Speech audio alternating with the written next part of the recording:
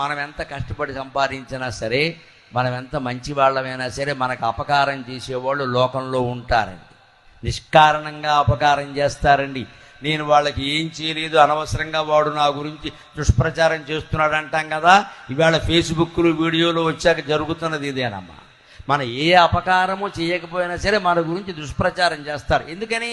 మనకింత వైభవం పట్టడం వారికి ఇష్టం లేదు. దానికి మనం ఏం చేస్తాం? ఇక్కడ మనం ఏం చేస్తాం? దానికి చెబుతున్నాడు. ఇంతకంటే గొప్ప ఉదాహరణ ఉండదండి. ఊరక సజ్జనుండు ఒదిగియుండిననైనా, మనం సజ్జనులం, మంచి ప్రవచనాలు వింటున్నాం, మంచి గ్రంథాలు చదువుతున్నాం, సంసారం చక్కగా చేసుకుంటున్నాం, ఒదిగి ఉన్నాం, వినయంగా ఉన్నాం, ఎవరి జోలికి మనం వెళ్ళలేదు, మనం ఎవరిని మనం ఏమల్లా. కానీ కొంతమంది మనకు అపకారం చేస్తాం. జాగ్రత్తగా ఉండాల్సిందే.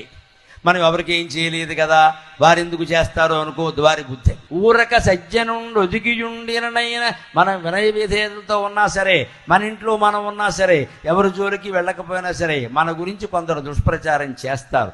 నిష్కారణం ఓర్వలేక అపకారము చేయుట వాని విద్యగా, ఏ కారణమో లేకుండానే మనకు అపకారం చేస్తాడు. మన గురించి చెడ్డ మాటలు చెబుతాడు. నేను బాగానే ఉన్నాను కదా, నాకు ఇంత అపకారం జరిగిందంటే కుదరదండి. ధర్మరాజు బాగానే ఉన్నా దుర్యోధనుడు పిలిచి పేక ఆడించి అడవులకు పంపాడు. ఇక్కడ ఈయన ఏమైనా ఆడతానన్నాడా? పిలిచి ఆడించాడు. మరి ఇక్కడ పిలిచి ఆడించాడు. అలా ఉంటారు కొంతమంది. దానికి ఉదాహరణ ఏమిటి అంటే, చీరలను ఊరుటంకములు చేసిడివైనను పెట్టెనుండగా చేరి చినింగిపోగొరకు చిమ్మటకేమి ఫలంబు భాస్కరా. కొన్ని టంకం అంటే పూర్వం 4 వరహాలు. వరహ అంటే 4 బంగారు నాణ్యాలు. 4 బంగారు నాణ్యాలు ఒక వరహ అయితే, 4 రూపాయలు ఒక వరహ అయితే, 100 టంకాలంటే 100 × 4 400 రూపాయలు ఖరీదు చేసే చీర 15వ శతాబ్దంలో మాట. ఇది చాలా ఎక్కువ.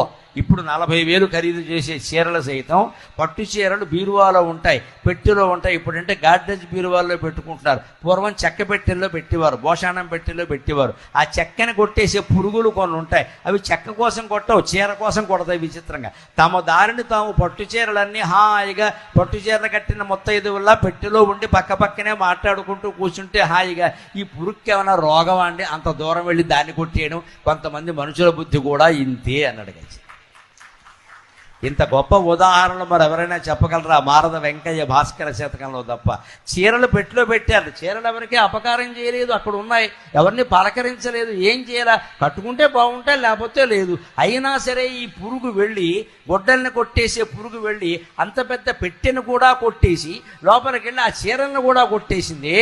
అలాగే నువ్వు ఎవడి జోలికి రాకపోయినా నీ జోలికి వచ్చి నీ ఆస్తి పాడు చేసేవాడు, నీ బుద్ధి పాడు చేసేవాడు, నీ కుటుంబాన్ని విచ్ఛిన్నం చేసేవాడు ఉంటాడు. మిత్రమా, చాలా జాగ్రత్తగా ఉండాలి, చాలా జాగ్రత్తగా ఉండాలండి.